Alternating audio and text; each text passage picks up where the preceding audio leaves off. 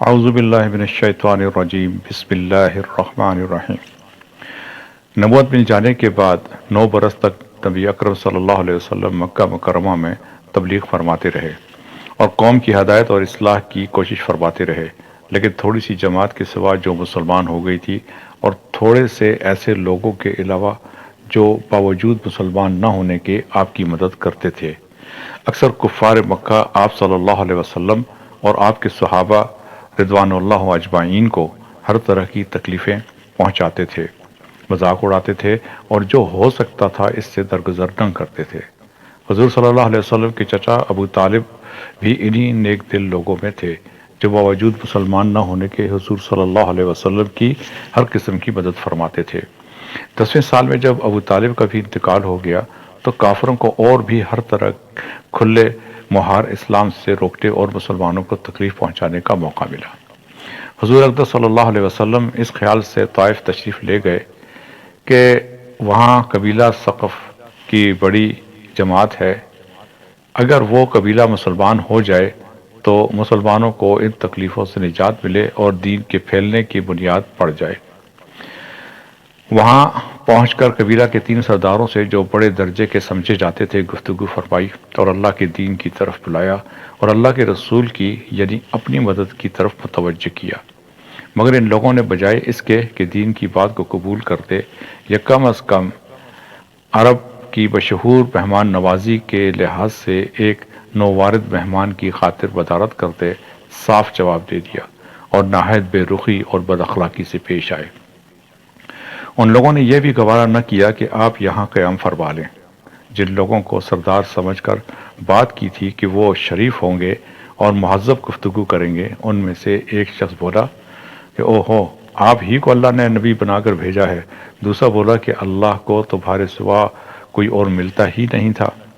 جس کو رسول بنا کر بھیجتے۔ تیسرے نے کہا کہ میں تجھ سے بات کرنا نہیں چاہتا، اس لیے کہ اگر تو واقعی نبی ہے جیسا کہ دعویٰ ہے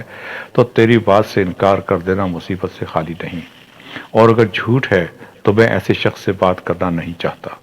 اس کے بعد ان لوگوں سے نا امید ہو کر حضور اکرم صلی اللہ علیہ وسلم نے اور لوگوں سے بات کرنے کا ارادہ فرمایا کہ آپ تو ہمت اور استقلال کے پہاڑ تھے، مگر کسی نے بھی قبول نہ کیا، بلکہ بجائے قبول کرنے کے حضور صلی اللہ علیہ وسلم سے کہا کہ ہمارے شہر سے فوراً نکل جاؤ اور جہاں تمہاری چاہت کی جگہ ہو وہاں چلے جاؤ۔ حضور اکرم صلی اللہ علیہ وسلم جب ان سے بالکل مایوس ہو کر واپس ہونے لگے تو ان لوگوں نے شہر کے لڑکوں کو پیچھے لگا دیا کہ آپ صلی اللہ علیہ وسلم کا مذاق اڑائیں، تالیاں پیٹیں، پتھر ماریں، حتیٰ کہ آپ صلی اللہ علیہ وسلم کے دونوں جوتے خون کے جاری ہونے سے رنگین ہو گئے۔ حضور اقدس صلی اللہ علیہ وسلم اسی حالت میں واپس ہوئے۔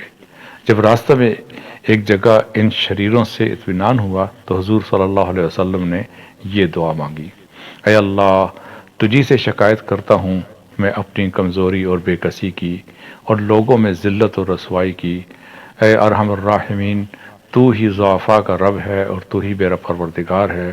تو مجھے کس کے حوالے کرتا ہے؟ کسی اجنبی بیگانے کے جو مجھے دیکھ کر ترش روح ہوتا ہے اور منہ چڑھاتا ہے، یا کہ کسی دشمن کے جس کو تو نے مجھ پر قابو دے دیا۔ اے اللہ،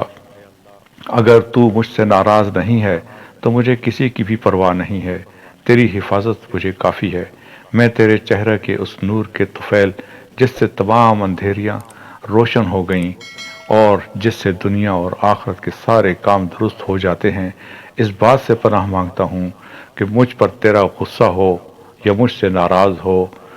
تیری ناراضگی کا اس وقت تک دور کرنا ضروری ہے جب تک تو راضی نہ ہو، نہ تیرے سوا کوئی طاقت ہے نہ قوت۔ مالک الملک کی شان قہاری کو اس پر جوش آنا ہی تھا۔ حضرت جبرائیل علیہ السلام نے آ کر سلام کیا اور عرض کیا کہ اے اللہ تعالیٰ نے آپ کی قوم کی وہ گفتگو جو آپ سے ہوئی سنی اور ان کے جوابات سنے، اور ایک فرشتہ کو جس کے متعلق پہاڑوں کی خدمت ہے آپ کے پاس بھیجا ہے کہ آپ جو چاہیں اس کو حکم دیں۔ اس کے بعد اس فرشتہ نے سلام کیا اور عرض کیا کہ جو ارشاد ہو میں اس کی تعمیل کروں، اگر ارشاد ہو تو دونوں جانب کے پہاڑوں کو ملا دوں جس سے یہ سب دریوان میں کچل جائیں اور جو سزا اب تجویز فرمائیں۔ حضور صلی اللہ علیہ وسلم کی رحیم و کریم ذات نے جواب دیا کہ میں اللہ سے اس کی امید رکھتا ہوں کہ اگر یہ مسلمان نہیں ہوئے تو ان کی اولاد میں سے ایسے لوگ پیدا ہوں جو اللہ کی پرستش کریں اور اس کی عبادت کریں۔ یہ ہیں اخلاق اس کریم ذات کی جس کے ہم لوگ نام لیوا ہیں کہ ہم ذرا سی تکلیف سے کسی کی معمولی سی گالی دے دینے سے ایسے بھڑک جاتے ہیں کہ پھر عمر بھر اس کا بدلہ نہیں اترتا۔